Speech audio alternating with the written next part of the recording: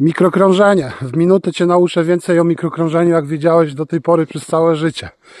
Ponad 70% układu krwionośnego i serce tam nie przepycha krwi, tylko naczynioruchowość wymuszana, sterowana przez układ nerwowy.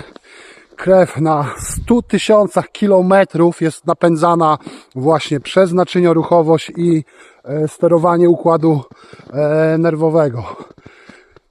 Niestety zaburzony układ tego naszego mikrokrążenia prowadzi do bardzo wielu dysfunkcji naszego organizmu, takie jak zawały, udary, wylewy, nowotwory. Ponad 70% chorób przewlekłych to jest ten zaburzony układ mikrokrążenia. Jeżeli masz nadwagę, palisz papierosy, pijesz alkohol, pracujesz w stresie, to możesz sobie tylko pomarzyć o tym dobrym przepływie krwi w tych naczyniach włosowatych. Tam zachodzą reakcje metaboliczne i to tutaj powstaje bardzo wiele problemów w naszym organizmie.